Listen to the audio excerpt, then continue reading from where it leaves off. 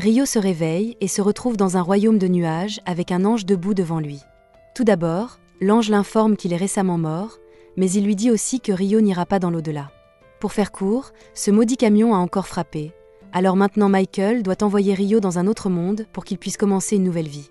D'après les informations que Michael possède, Rio ne recevra aucune mission ou tâche spéciale à accomplir dans le nouveau monde, il est donc libre de faire ce qu'il veut. Rio dit qu'il aimerait vivre une vie lente et relaxante, et Michael est d'accord avec ça, mais d'abord, il doit donner à Rio un aperçu de base du monde dans lequel il va se réincarner. C'est un monde magique appelé Phi, et environ 20% de la population peut lancer des sorts avec leurs éléments naturels. Cela dit, l'élément avec lequel Rio est le plus compatible est l'eau, et comme il a demandé une vie lente et relaxante, Michael a pris la liberté de préparer une petite maison avec un kit de démarrage et une barrière autour pour éloigner les monstres. Dans le cadre de son kit de démarrage, Michael a également préparé une maison de glace avec 2 mois de nourriture en stock, donc Rio n'aura pas à s'inquiéter de la faim pendant un moment. Il a aussi acheté un livre avec des descriptions détaillées de tous les monstres que Rio pourrait rencontrer dans la région.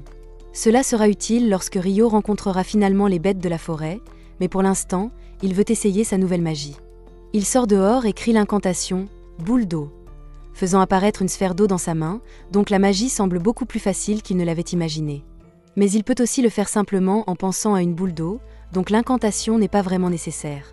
Maintenant qu'il sait qu'il peut utiliser la magie, il se dirige directement vers le bain public et commence à remplir la baignoire d'eau, mais il réalise vite qu'il ne sait faire que de l'eau tiède. Il n'y a aucun moyen qu'il puisse profiter d'un bain qui n'est pas chaud, alors il sort et commence immédiatement à travailler sur un feu pour chauffer l'eau, mais malheureusement, il n'a aucune idée de comment allumer un feu comme ça. Il finit par abandonner et s'allonge sur le dos, mais ensuite il regarde le soleil et a une bonne idée. Rio prend un bassin et le remplit d'eau, puis il essaie de se concentrer pour comprimer l'eau tout en retirant la chaleur.